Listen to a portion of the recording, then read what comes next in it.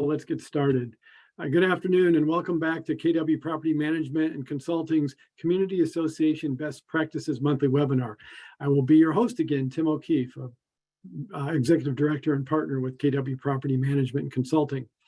Last month's seminar, we tackled the impact of Senate Bill 4D on reserves and funding reserves for properties.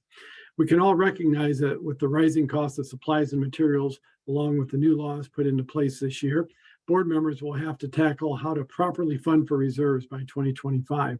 But today we're going to go a little bit different direction. Today we have another very relevant topic that is hot off the presses that affects nearly all community association budgets in Florida.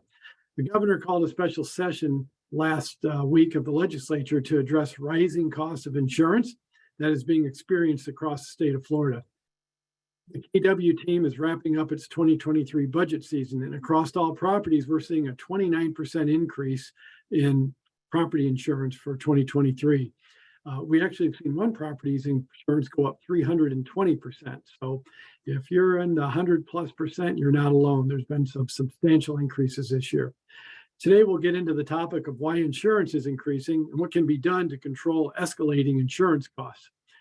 This is such an important topic that today we will just have one panelist. I think this is probably about the 45th webinar I've done, and we've never had just one panelist. So that's how important today's conversation is. So let me introduce you to her so we can get started. Lisa Miller has been with us in a previous webinar. Lisa is a proprietor of Lisa Miller and Associates. She is a former deputy commissioner of the Florida Insurance Commission.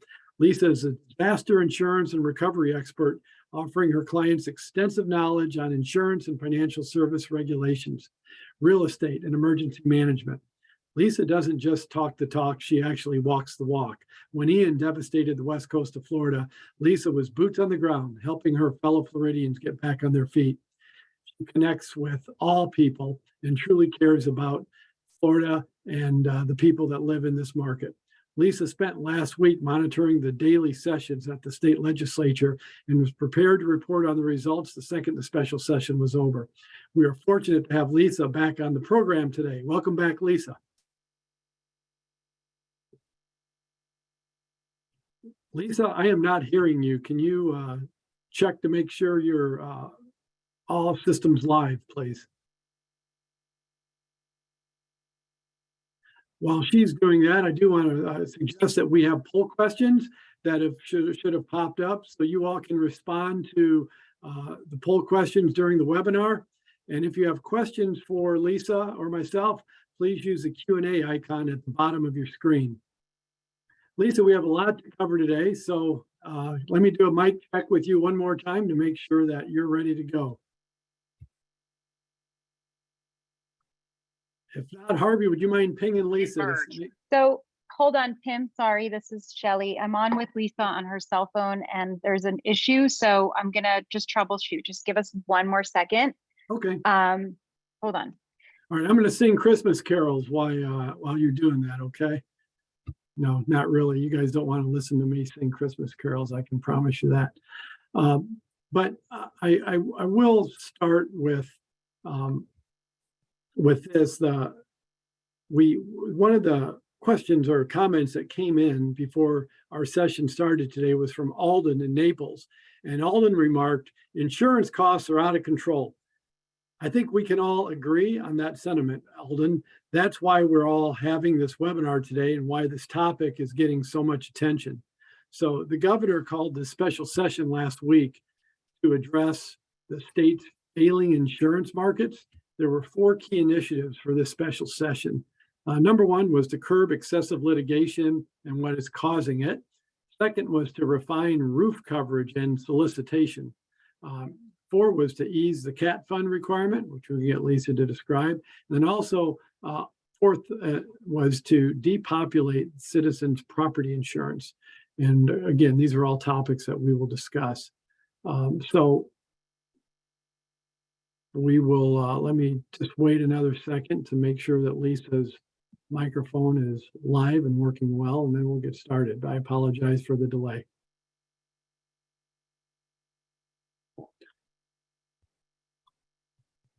And please, again, if you have questions, feel free to fire your questions off. At the bottom of your screen, you'll see a Q&A icon. You can use that icon to send your questions. We did also get a number of questions this week before our session started, and we'll do our very best to answer all the questions that you submitted. We may or may not get to all of them because we try to address the ones that are live during the show, and then also the questions that came in prior to the start of today. So just give us another minute and Lisa will join us. There she is.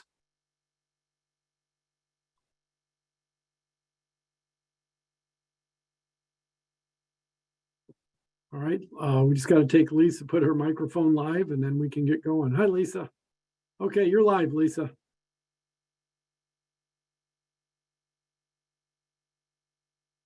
Lisa, can you do a mic check for me?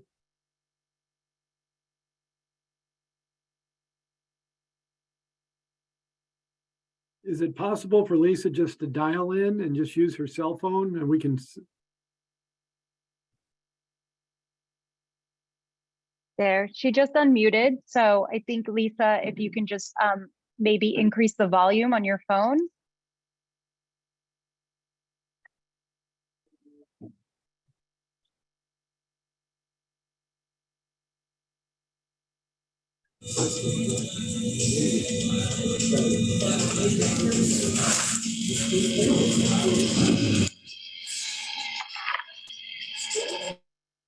All right, we're getting okay.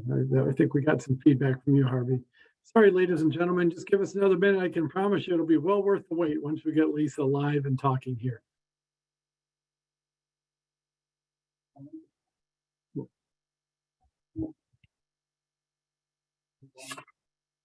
I'm so sorry. I'm sending her the dial in right now. Okay, thank you. So just as what I want to get Lisa to do when she comes on is to talk a little bit about, just give us an overview of the what the legislature decided last week on the bill that was accomplished. And then also, as we get started, I think it's fair to say that we know that the insurance markets have been turned upside down in recent years for a number of reasons. And there have been many factors that affected insurance rates increasing, including, property values have risen dramatically in many markets in the last several years. But when you get appraisals, when your property value goes up, you have to pay more for insurance. That's been one of the reasons. The cost to repair and replace materials has increased dramatically since post-COVID. We've seen as much as 50% increases and more in the cost of materials. The impact of risk due to the tragedy of Champlain Tower South, the insurance carriers looked at Florida as a more risky market after that tragedy, and that has had another profound impact on insurance rates this year. Also, the number of claims in Florida are increasing. This is an interesting statistic, and I'm sure Lisa can talk about this, but we've got 7% of the homeowner claims in the United States come from Florida, but 76% of the lawsuits come from Florida. So that again has a profound impact on all of us. We have fewer insurance providers that go along with these unusually high number of claims. This year alone, 6 carriers have become insolvent or dropped out of the Florida market, and 11 carriers since 2019. So one of the poll questions we asked is, how many of you have lost insurance or insurance carrier been dropped because your carrier either went insolvent or left the market?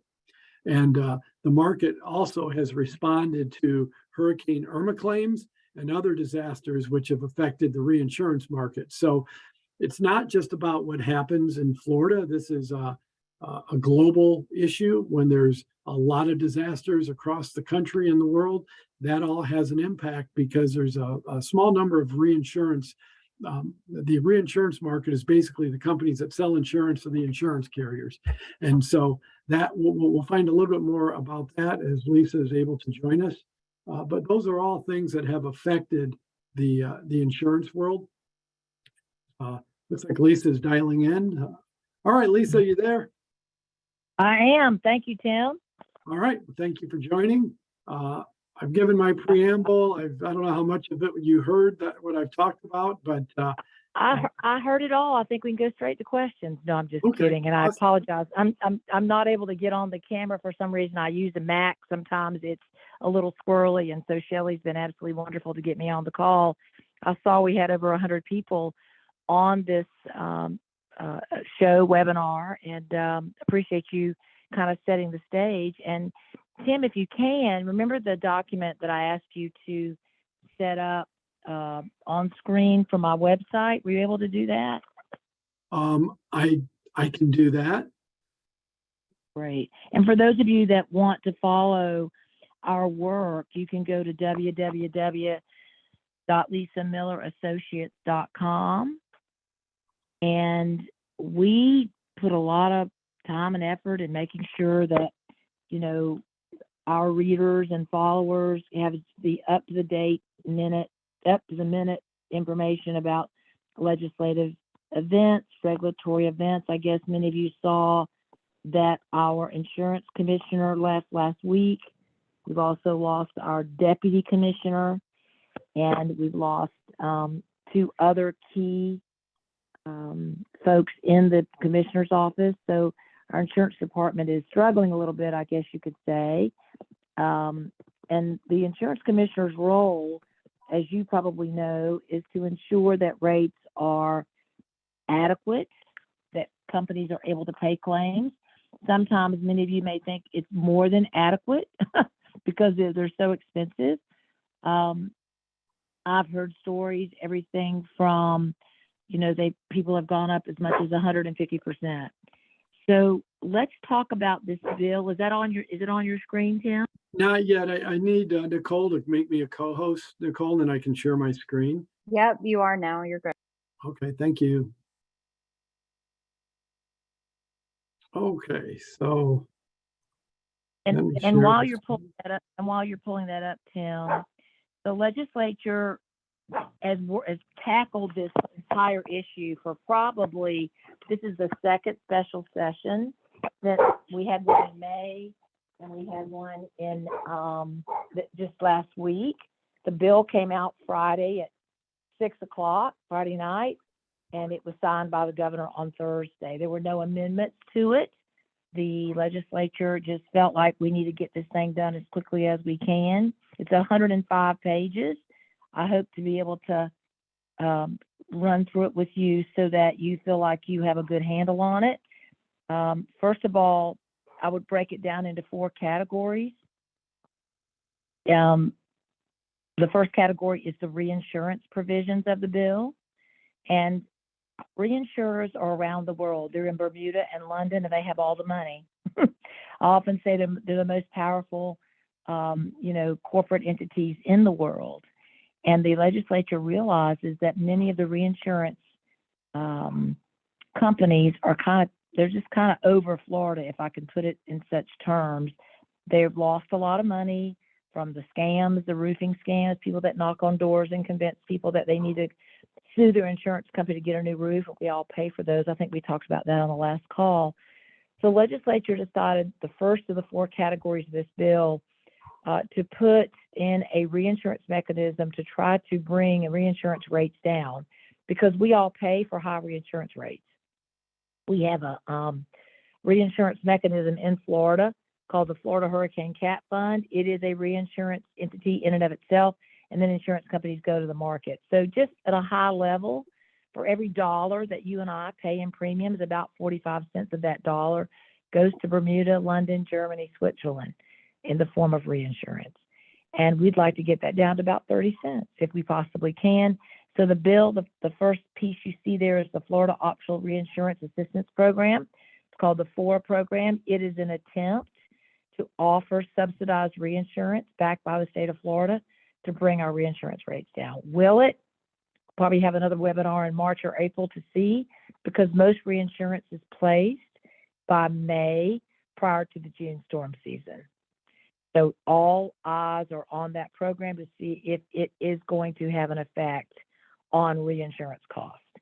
We can only hope that our reinsurers will come to the table and negotiate with us, but as of probably last month, most of them said we can put our money in medical marijuana and transportation and infrastructure, not really want to do it in Florida. Let's hope that they change their mind.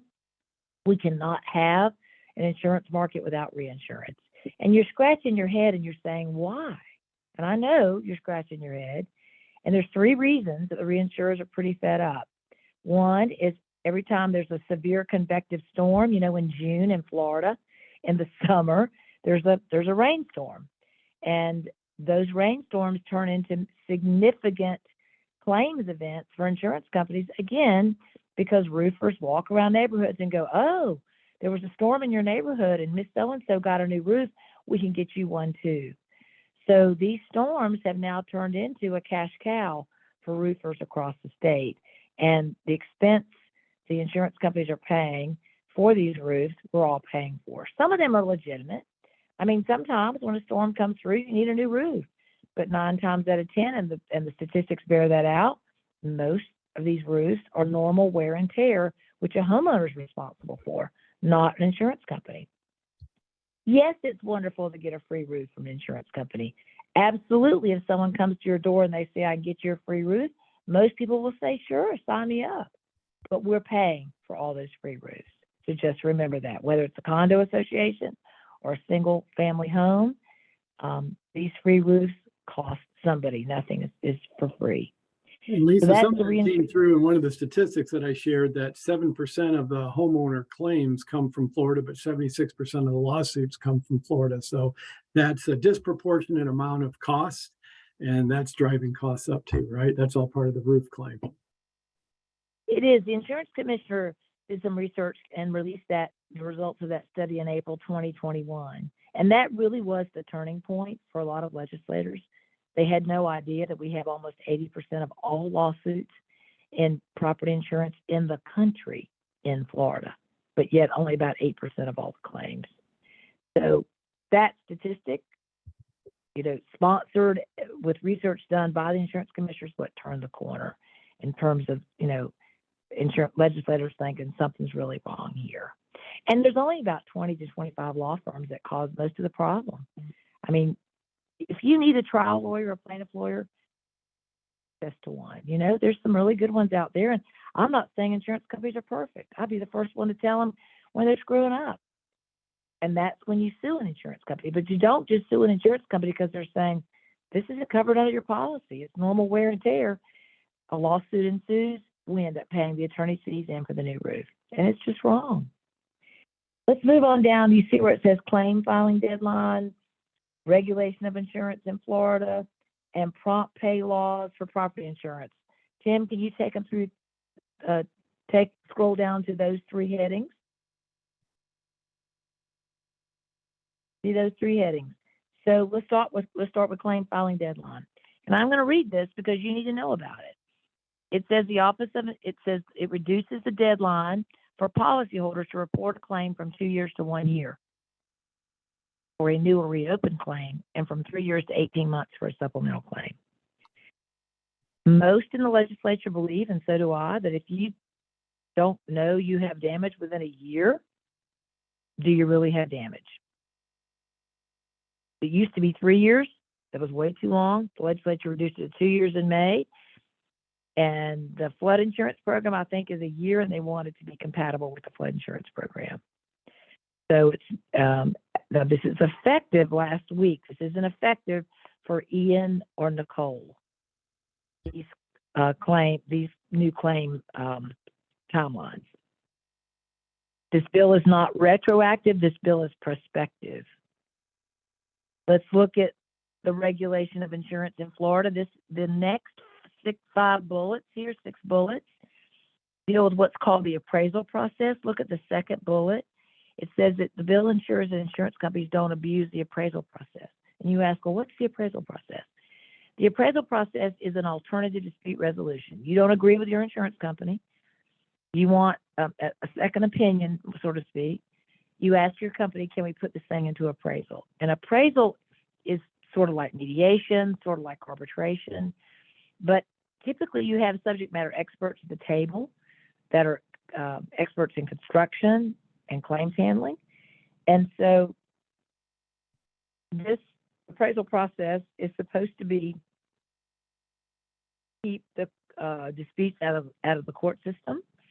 There have been reports that some insurance companies have used it as a hammer to say to some consumers, if you don't use the appraisal process, we're not paying your claim. If I find one of my clients does that, I'll kill them myself. But there is teeth in this law that says if they find an insurance company that's abusing the appraisal process, they can be taken to task. I don't see it, but if you see it, certainly let me know. So this entire section deals with putting more teeth and an outline of how the appraisal process will work, all in an attempt to keep cases out of court, because that's expensive and time consuming and painful. Next are the prompt pay laws. So you'll see in these bullets, you see things like from 90 to 60 days. And then the next bullet, from 14 days to 7 days. You see that in the third bullet. The next bullet, from 45 days to 30 days. And I'll let you flip through the different activities where the legislature is shrinking the time frame that an insurance company has to investigate a claim or has to acknowledge a claim. And the attempt is to get the insurance companies to get their adjusters out there more quickly. Many of the companies suffer from lack of talent, just like you do. When I say lack of talent, they can't recruit it. They can't keep it. Many people don't wake up in the morning and go, gee, I want to go work for an insurance company. All of you on this call didn't do that, and you're very talented.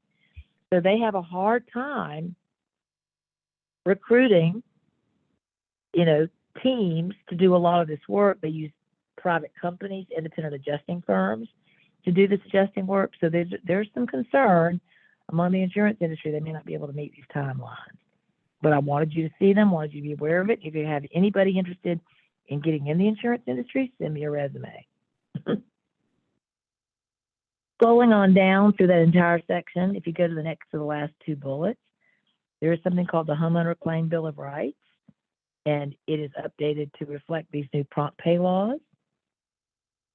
And there's something called the Unfair Trade Practices Act, and that particular section of the law has been beefed up as well. The legislature wants to hold these companies accountable, and they should. But what I worry about is that there may be a backlash because they may not be able to find the team members to do the work that needs to be done. Are there any questions so far, Tim, or do you want me to fly right through? Well, there were a couple of questions that had come in previously. One was from Susie in India Atlantic, and she actually was more kind of process driven. She asked if the governor attended these sessions, and how long did the sessions last week, and who actually attended and voted on them? Great questions. The governor does not attend legislative sessions. We have three separate sections of government. We have the judicial branch, the executive branch, and the legislative branch, part of our Constitution. The governor does not directly infringe or attend those meetings. He weighs in. He expresses his interest in certain public policy positions, like with this bill. If you want to go back and listen to the Senate president, she did a press conference and she said, we worked with the governor's office every day before this bill was released. So no, he did not attend, but he was one of the driving forces behind the pieces and parts of this bill. We have 40 House members, 40 senators, and 120 House members. And all of them attended the floor sessions. And many of them are on the various committees that these bills went through. So in the House, the bill went through the House Commerce Committee, and chaired by Representative Bob Rommel from Fort Myers. In the House, it went through the Fiscal Policy Committee and the Senate Banking and Insurance Committee. And if you want to look up who sits on those committees, if your particular member is, it's very simple. I'll have Shelley or Tim post that while we're talking. But Shelley, you probably know myfloridahouse.gov, www.myfloridahouse.gov. You just click on committees and you can look at the various committees. And then in the Senate, it's www.flsenate.gov. And you can click on committees and look who sits on the Banking and Insurance Committee or the Fiscal Policy Committee. We even have the vote sheets. You can look at who voted for what. When this bill came up on the Senate floor, 2 of the 40 senators voted against it, 2 Republicans, which is odd. And then all the Democrats did. No, there was one Democrat that voted for it, Linda Stewart from Orlando. The rest of the Democrats voted against it. Is that just a In the bipartisan House, thing, Lisa, or do they really think this is a bad bill to be voting on? you know, the Democrats wanted rate rollbacks. They wanted rate suppression. They wanted to have our insurance commissioner elected, not appointed. They had their own bill. They wanted to fine insurance companies $100,000, you know, whatever for each infraction. And the governor's position, as you know, is that you don't really win friends and influence enemies by beating up a very industry that you want to be here. You want to encourage them to be here.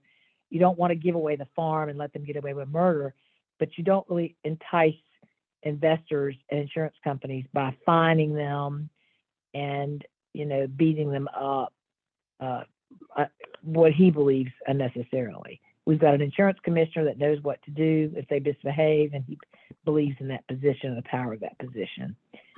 So the word bipartisan in this particular instance really wasn't bipartisan. The Democrats had their own bill. It never saw the light of day. And the Republicans led the charge for this particular bill. But I will tell you this, I'm very friendly with many of our Democrats. I had one over to Hillary Cassell from down in South Florida. She came to dinner Tuesday night. She led the debate among the Democrats. She is a plaintiff lawyer, and we see eye to eye on many things, not all things, but that's part of our democracy, to be able to have a civil conversation. It's nothing personal. And she and I agree to disagree on several things, but we agree on more than we disagree. So it's just part of the process. Did I answer that question, Tim? And Ellen from Palm Beach was asking, this is really a good question, just for clarity for people. She said, are insurance rates rising all over the country, or is Florida the one that's bearing the cost of the calamities of the country? That is a great question. So think about this, the reinsurance market around the world, they calculate what they need to charge based on tsunamis in Japan and hurricanes in Florida and earthquakes in California. And you're right, they pool that risk and they spit out, here's how much we're going to charge for this particular reinsurance season, as they call it. In California, as an example, there is no requirement for earthquake coverage. In Florida, if you have a mortgage, you have to have wind coverage, right? So there are those in California who are getting off scot-free, according to those that are upset about this, because if you got a mortgage in California, you do not have to have earthquake coverage, yet you do in Florida. So the theory goes that we as Floridians are subsidizing in the reinsurance market those Californians who don't have earthquake coverage, yet they have a mortgage. Does that make sense? In other words, we're doing what we got to do because the banks require us to have it. But the realtors evidently went to the insurance commissioner many years ago and removed the requirement that you have to have earthquake coverage if you have a mortgage. So I believe that we do subsidize. And as ironic as it may be, there was a earthquake of 6.4 meters on the meter scale yesterday that knocked out 70,000 Californians and not have power, which means there has to be some infrastructure damage, and it's going to cost somebody something to fix things. So this is timely conversation because the insurance market is a global market. It's not just what happens in Florida. So true. And so true. Any other questions? Mm-hmm. Sure. A question for you, Lisa.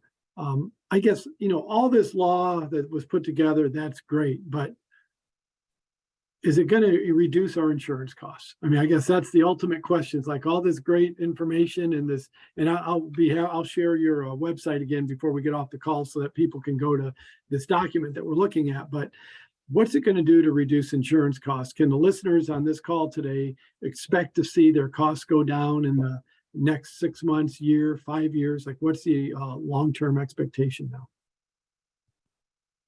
Thank you for that question. Are they going to go down tomorrow? No. Are they going to go down by June? Probably not. Will they go down in October, November? Maybe. And will they go down by the middle of 24? Yes. Because we didn't get in this mess overnight. This insanity of the knocks on the doors and assignment of benefits and all the scams in 2016. It's been 6 years or more. And, we have 100,000 lawsuits in Florida. Crazy. And we've still got to work through those 100,000 lawsuits for us to see any relief whatsoever. So the subject matter experts believe, and I concur with them, that it'll be probably 1.5 to 2 years before we see rates either stop increasing or even come down a little bit. What can you do, though, as a condo board owner, a condo board member, skin in the game with your condos? I want to encourage you to work with your insurance brokers, and I'm sure there's some on the call, insurance agents, to tell your story to the insurance company. I worked yesterday on a risk, a condo association that was struggling, and the condo association has a lot of maintenance that needs to be done. And they got a non-renewal notice in August, and they panicked, and they immediately went and hired contractors and put together whatever $12.30 they needed, millions, obviously, to get this work done. But they never really communicated it to the insurance company because they were afraid if they told the insurance company all this work that they're doing, the insurance company would stick with the non-renewal because they're in such bad shape structurally. And so I called the insurance company, and the agent called me and asked me to call the insurance company executives. And they said, well, we've never gotten a letter from the board, never gotten a letter from the board chairman telling us all this work and showing us the contracts and that kind of thing. We never gotten that. Why not? Well, I called the agent. He goes, well, we just didn't want to send it to him. We didn't want him to know how bad it really is. And I said, you're fixing it, for God's sake. So I use that as a story for you involved in these condo boards. If your agent's hesitant to tell the story, tell them, tell the story. You got a better shot at showing your proactivity for a year to get your condo association in shape if it needs work than not. Because we have so few condo carriers, condo association insurance carriers, you got to do everything you can to make sure they know you're doing the right thing. So Lisa, here's something, an interesting point from George is saying, most of the Florida legislatures are attorneys. So why would they, kill the goose that lays the golden egg by revamping insurance litigation and fees? Because, their friends, their ex, the firms they work for might be defending some of these cases. So what's the motivation behind the legislature to make these changes other than getting reelected? Well, a lot of it is because there are literally homeowners and condo owners saying, we are not going to be able to buy this insurance. We cannot sustain any more of these. It's at a tipping point. It's at a tipping point. You had lawyers in these committees solidly supporting this bill, solidly supporting all the litigation reforms. In fact, if you scroll down, Tim, where it says awards of attorney's fees and litigation or property insurance contracts, if you look at the next line, it provides that the one-way attorney fee provision is not applicable in a suit. They've removed the ability for plaintiff lawyers to get paid even if the insurance policyholder wins or loses. The insurance company had to pay the fees up until now. Now there is no one-way attorney's fees. It's everybody pays their own fees, or the plaintiff lawyer will take it on contingency. And the lawyers in the room, my friends, voted for this bill because we are at a tipping point. You just cannot afford these. And even they would say overzealous trial lawyers. I heard that phrase a lot. There are overzealous trial lawyer firms that cause this problem, about 25 firms. Hillary Cassell is one of them. She's awesome. She told me, Shelley, you may know her. She told me, she said, look, I am a plaintiff lawyer, but I'm not filing factories of lawsuits, one after another, 1,000 lawsuits every month. I pick and choose my cases. I carefully analyze whether or not I should be suing this insurance company, and I proceed. Most of the 25 firms that are guilty of this don't. They just file it because they hope for the best and that they can get fees out of it. That's a great question. Any other questions, Tim? Oh, we've got a bunch of questions, Lisa. let's talk a little bit about the role that citizens plays. And one of the questions that we got was, around citizens, and are they the only ones that require flood insurance? Well, let's do this, Tim.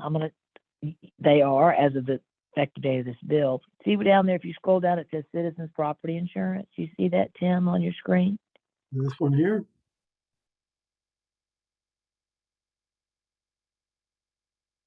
So we pulled up Citizens Property Insurance Corporation, and there's 10 or 12 bullet points or more.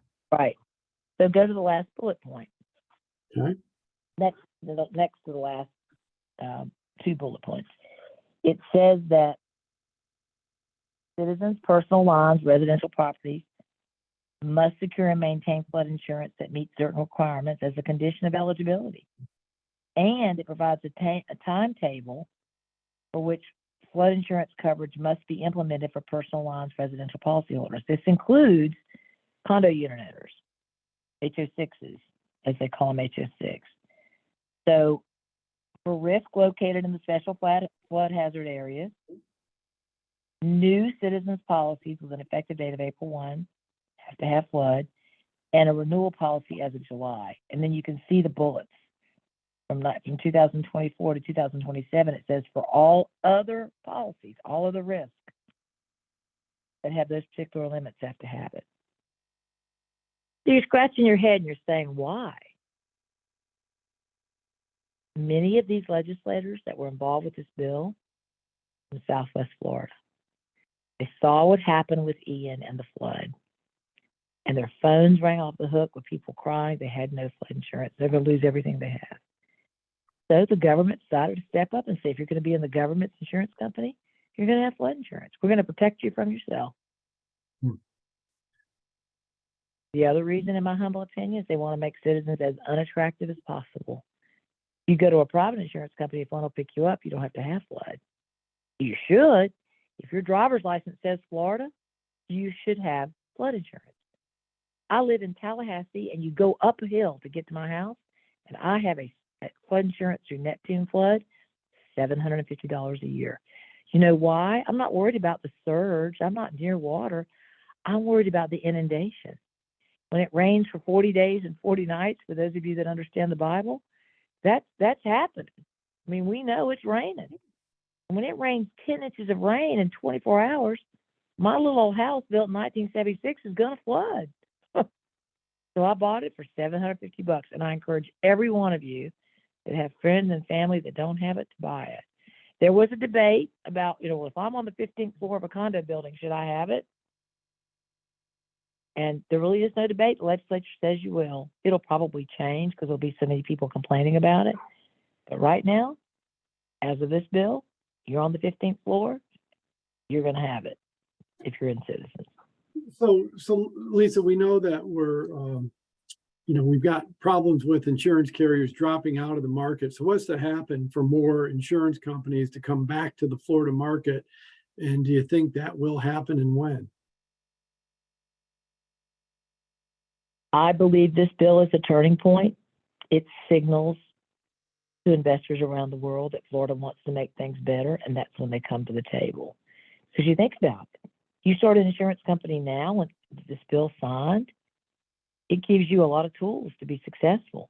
The existing companies, with their existing books of business or existing litigation, they can't take advantage of this, only new litigation. So investors are eyeing this. And I get a call every couple of weeks from people that are interested, but some are more cautious. So I do believe it will open the market back up and increase competition. Not now, not next week, but maybe in a year and a half to 18 months. What's your next question, Tim? Next question is from Kurt, and he said, for the flood insurance requirements for condo owners, does the flood insurance that the building has already cover the individual condo owners in the building for this requirement? Now, I would say that if the condo gets flood insurance, it's for the condo itself. You have to get your own flood insurance for your individual apartments. Yes, walls in. That's called an HO6. Yeah. Homeowners 6 policy. And then that Yeah. was another You're- question that came up by somebody is like, talk about HO6. Did they discuss HO6s and is that going to be a requirement or was there no inclusion of HO6s in this law? HO6s are included in this law. If you're in Citizens, you have to have flood insurance. If you're on the 15th floor or the 20th floor, you got to have it. So just so Citizens is requiring that because you have to have flood insurance. So Yeah. for Kurt's question, that would be a requirement for each individual owner to have an HO6 policy in place. Yeah, correct. Okay. And then Kurt also asked, is this bill enacted? Like the governor already signed off on this, right? This bill is currently it's a real law at this point already. This bill is law. Yes. So, court cases. Now, the way the law will be interpreted is it'll be the effective date of the policy will trigger this bill. So that was one of the questions on the Senate floor. Senator Pizzo said, if I'm a Hurricane Ian claimant, was affected by, and I've got a claim, and this bill got signed on Thursday or Friday, I can't remember the days run together. If someone files a claim on Monday, are they under the same laws that they were last week? And the sponsor said this bill is not retroactive. So Ian claims that come in after the signature of this bill will be handled just like the old law. The policy effective date is the trigger. So for policies issued going forward, new law will trigger, but here's one other caveat. Insurance companies have to include the provisions of this bill in their policy. And until they get that approved, you're still under the old law. So they're working as fast as they can to get their policies in shape, be able to take advantage of the new law. Okay. In fact, I have a lawyer that's doing a webinar for a bunch of lawyers in about 3 weeks, talk about how this law, from a legal standpoint, will affect court cases going forward. Go ahead, Tim, I'm sorry. Okay, Alicia from Miami wants to know, could the insurance market be opened? And what you mean by that, at this time, carriers only provide quotes to registered brokers or, the broker of record. So could the market be opened up? I think so. I can't, this is just so new. We could save that question for the next 3 to 4 months and see what if the market does open up. Right now, we just don't know. And then So George asked a question about agent or the AOBs. And so can you talk a little bit about the assignment of benefits and how the law addressed that issue? Because I think that's a big issue, because once that guy knocks on your door and you sign the papers, you don't realize that you just gave away a lot of your leverage. if you scroll back, go back up, down, go up, go to where it says assignment of benefits. I'm looking for, there it is. Yeah. Prohibits the assignment in whole or in part under any residential property insurance policy after January 1, 2023. So no more AOB. Done. Which is a good thing. I think that's a good law. It's a good law. Yes, it is. It's been the biggest catalyst of a lot of our problem. I call it the hustle. People sign those assignments, they don't know what they're signing, and they're just locked in. They can't get out. Right.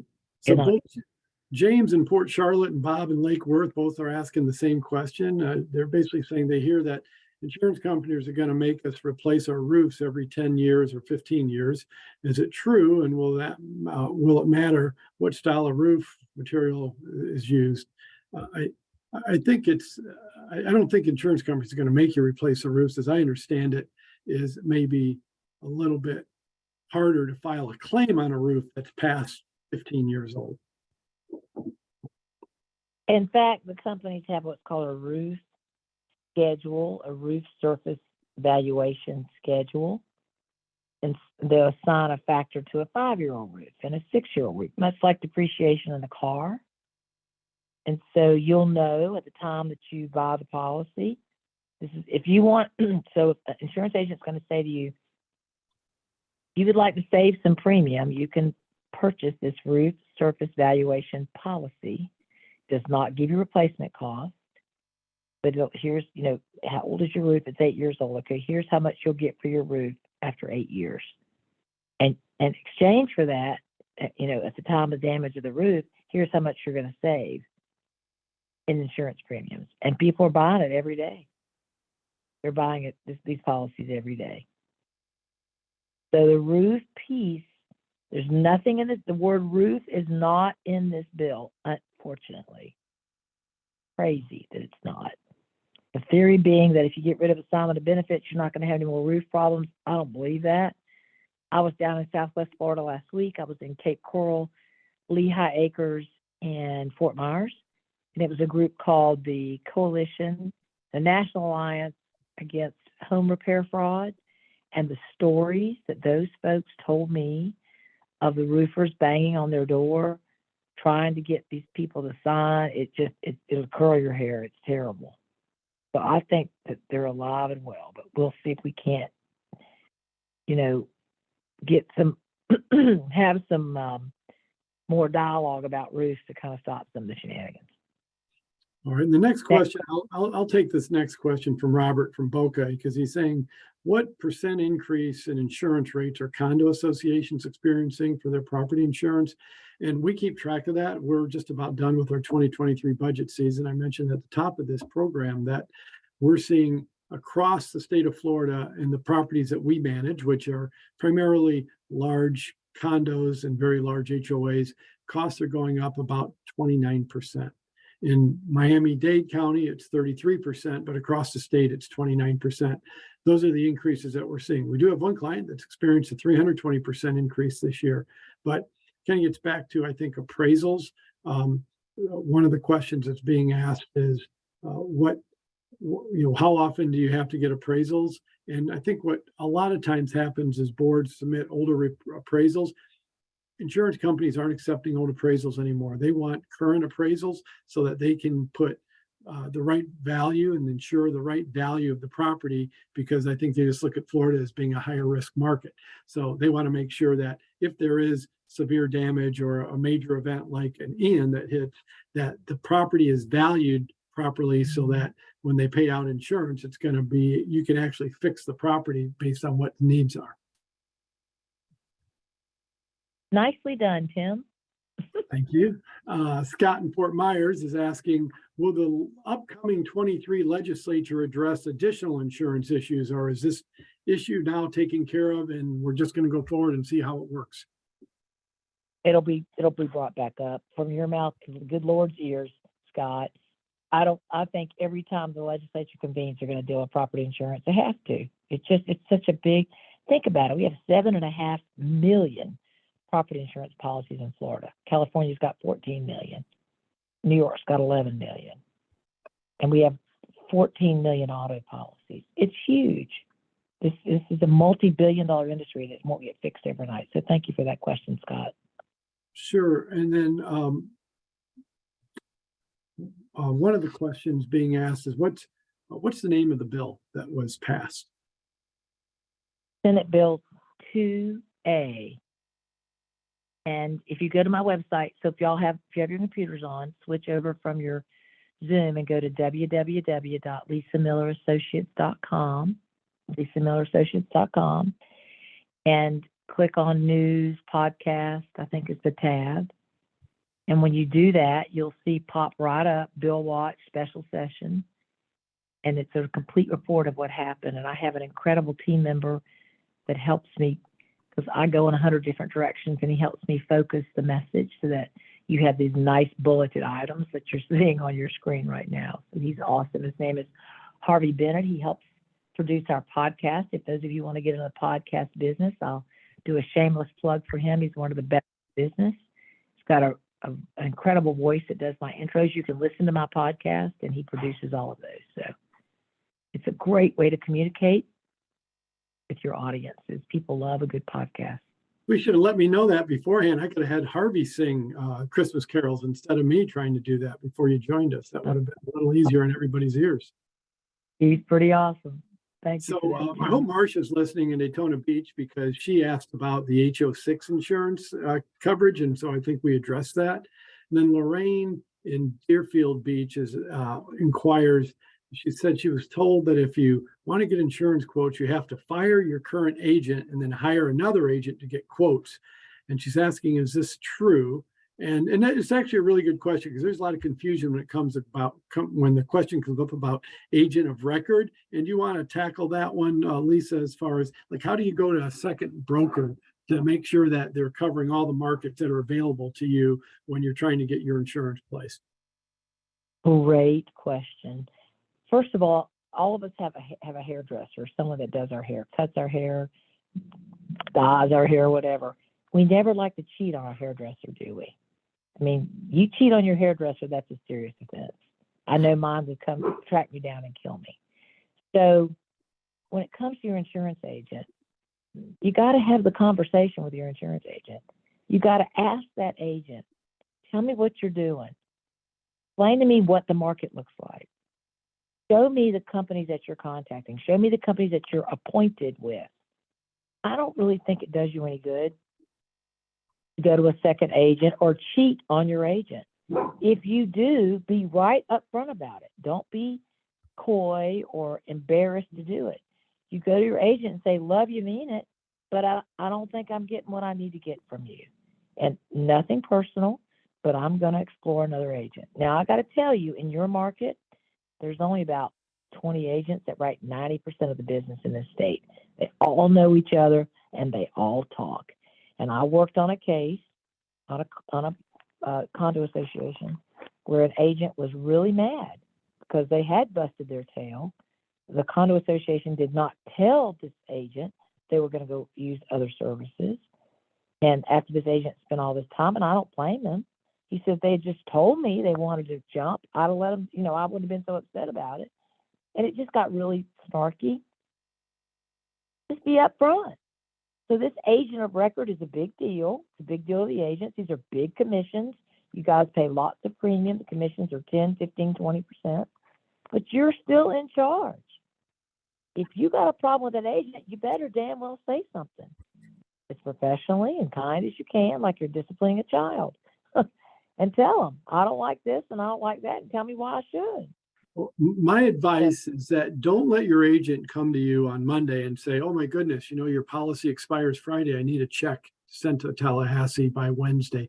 Don't let that happen. Start 90 days in advance, because if you don't, you're not going to have enough time to test the market. And so part of it's managing your agents. Like being a professional athlete, I can hire an agent, but it's still my job to manage that person. He works for me. You don't work for them. And you should look at it the same way with your insurance agent. You be sure that your insurance agent's coming to you, at least 60 to 90 days before the policy expires, so that you have ample time to go find out what's available in the market and ensure that your agent's doing the hard work that it takes to put the right plan together for your property. And too often we see, policies that show up on a Monday and checks need to be cut by Wednesday. Well, there's no possible way you could go test the market in 2 days. So that's how you manage your agent. That's the expectation you all should set for that. And you're going to find that your results are going to be much better if you start early. Sooner than later is better. I got to ask you something, Tim. Yes, ma'am. If there's an agent that does that tells a condo association on a Monday that their policy is going to non-renew. Now, granted, the condo association members on this call should know and have a sticky note or a calendar appointment or whatever it is you do to keep up with important dates like birthdays and anniversaries. This is an important date. So I'm going to recommend that you do it yourself. Sometimes you just can't assume your agent's going to be on top of it, though they should. And it should never happen in our system as a management company. We actually have calendars that are set so that our managers get notified 90, 75, 60 days before these contracts expire. and they're constantly getting reminders through email that the contract's expiring to force them to go back to their insurance agent and start the process. And then our district managers show up and they know that that's part of the process. So then they hold the manager accountable, but it doesn't happen in all cases. There's still a lot of self-managed buildings out there. So my only recommendation is don't get trapped by waiting, a week or two before the policies are renewing, and then you can't go out and test the market. That's really the point. And kind of on top of that, as a follow-up, Dennis from Sarasota is saying, given how hard the market is, what can be done to present the property as best in class to better improve its insurance rates? And here's where I'll take a little bit of a self-serving approach to this. But I would tell you that the best managed properties that have a very defined preventative maintenance plan that's documented, that could be shared with an insurance broker, an insurance agent, with what you're doing to better maintain your property, will only help you with your insurance rates. If you have no plan, you have no documentation, it's going to always cost more, and you're going to end up paying more for insurance. So that's, again, make sure that if you have a management company, or if you don't, that you're documenting all of your, do you have a strong work order system? Does your work order system show every time that your piece of equipment's been serviced by your maintenance team? That should be part of the process that every single association should have in place. And if you have that kind of information, how does that help you, Lisa? I will throw it back to you and say it's self-serving for me to talk about it, but do you believe that that's helpful to an association to keep their costs down? Absolutely, Tim. I mean, that's just a no-brainer. Being a board member of a condo association, I have to tell these people on this call, the people on this call are the ones that do it right. The ones that aren't on this call that I want to say, get on this call and learn. This is a very serious duty. It's much like having employees or running a unit in a company, being a section supervisor, because it's all the details. It's budget, operations. It's making sure that the talent, the maintenance crews are doing what they're supposed to do. It's all that. My hat's off to each and every one of you that are on this call, because the responsibility is huge. You probably can't go to the grocery store without somebody from your condo association complaining about something. It's a thankless job. You've got great folks like Tim and his team that help you get it done. Thank God. I think self-managing is a huge mistake. And Tim didn't pay me to say that. But, you're on this call. You've got a huge responsibility, more so now than ever with the event of Surfside. And document everything you do to make sure that you are showing, if anybody asks, you can show why the decisions were made and the results of those. Does that help, Tim? It does, and I can tell you, I talk to a lot of self-managed buildings, and I know it's self-serving to say this, but I walk away scratching my head and say, some of these people are really smart people. They just think for some reason they're more the experts on how to manage their property, and they think they can save money. I don't think I've ever seen a self-managed building that hasn't cost themselves significantly more money than had they had a management company manage them over the years.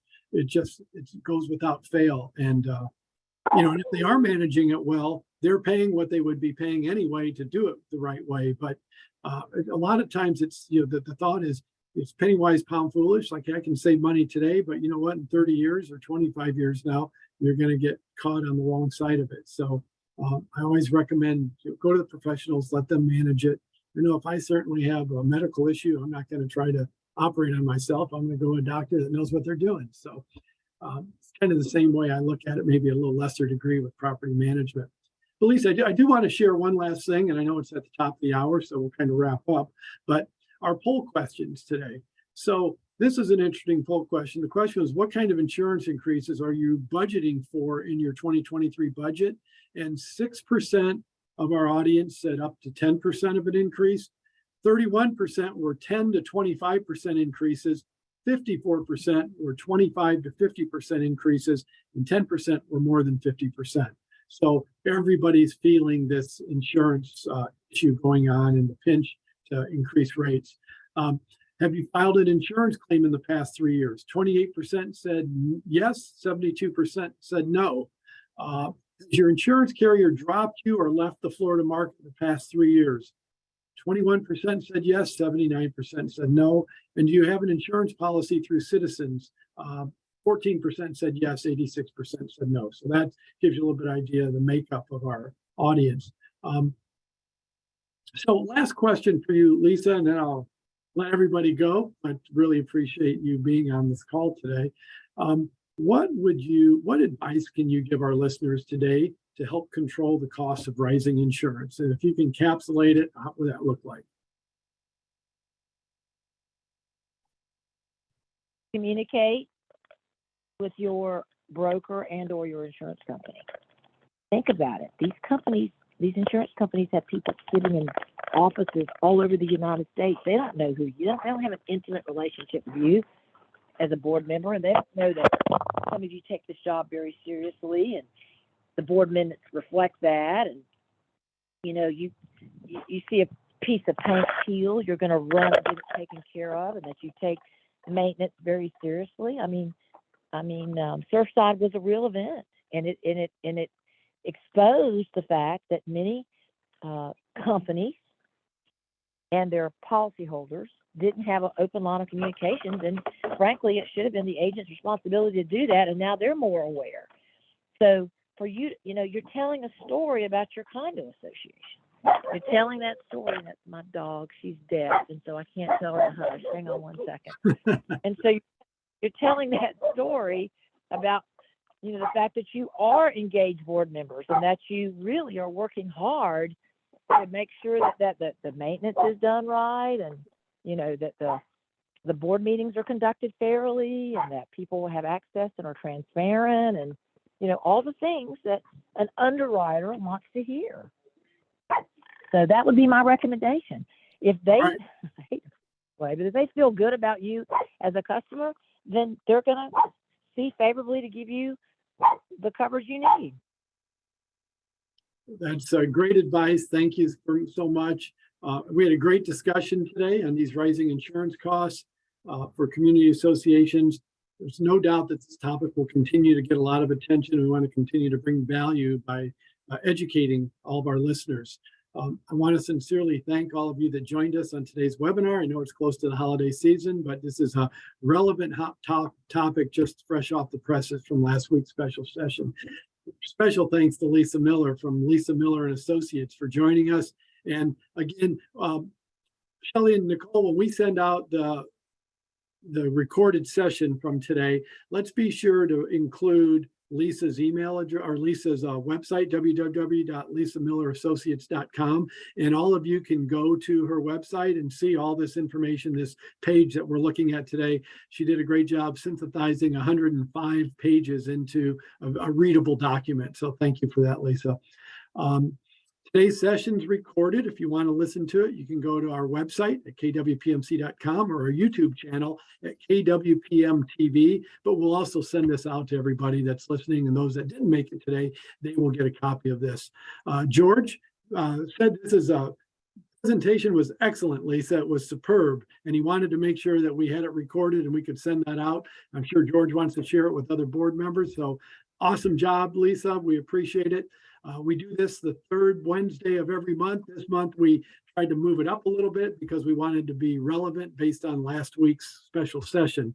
But we'll come back to you in January, the third Wednesday of the month from 3 to 4 o'clock. So from all of us at KW Property Management Consulting, be respectful to your neighbors, stay healthy, and happy holidays to everyone. Thank you so much, Lisa, and thank all of our listeners. Appreciate you. Happy holidays. Thank Bye-bye. you. Bye now.